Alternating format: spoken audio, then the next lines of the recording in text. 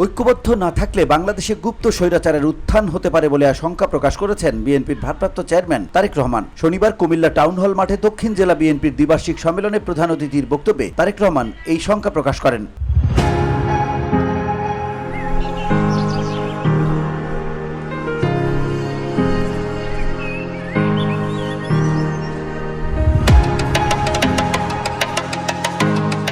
তারেক রহমান আরো বলেন, গত 16 বছর বাংলাদেশে ডাকাত পড়েছিল। ঐক্যবদ্ধ আন্দোলনের মাধ্যমে সেই ডাকাতকে দেশ থেকে বিতাড়িত করা হয়েছে। স্বৈরাচারের পতন হয়েছে। এখন আমাদেরকে দেশ গড়ার কাজে ঐক্যবদ্ধ থাকতে হবে।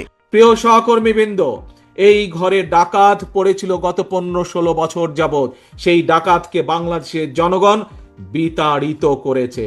এখন এই বাংলাদেশকে গঠন করতে হবে, কারণ এই দেশ আপনার, এই দেশ আমার, এই দেশ আমাদের সকলের। পুরো দেশের নেতাকর্মীদের উদ্দেশ্যে বলছি, আমরা যদি ঐক্যবদ্ধ হতে না পারি, যেভাবে দেশ স্বাধীনের পরে যেভাবে স্বৈরাচার চেপে বসেছিল, 1/11-এর পরে 2008 সালে নির্বাচনে যেভাবে স্বৈরাচার বাংলাদেশে চেপে বসেছিল, যদি আমরা জনগণকে ঠিক বুঝাতে সক্ষম না হই, তাহলে বলা যায় না বাংলাদেশে আগামী দিনে গুপ্ত স্বৈরাচারের আবির্ভাব ঘটতে পারে। প্রিয় সহকর্মী, প্রিয় নেতাকর্মী ভাই বোনেরা, আজ স্বৈরাচারের পতন হয়েছে, স্বৈরাচার দেশ থেকে বিতাড়িত হয়েছে। তাহলে এখন কি? এখন হচ্ছে সামনে দেশ গঠন, এখন হচ্ছে সামনে দেশকে পুনর্গঠন।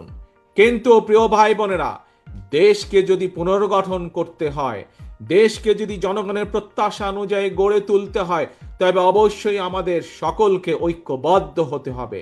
সম্মেলনে প্রধান বক্তা ছিলেন বিএনপির কেন্দ্রীয় স্থায়ী কমিটির সদস্য সালাউদ্দিন আহমেদ। উদ্বোধন করেন বিএনপির vice chairman Barkatullah Bulu. VOD Bangla news desk.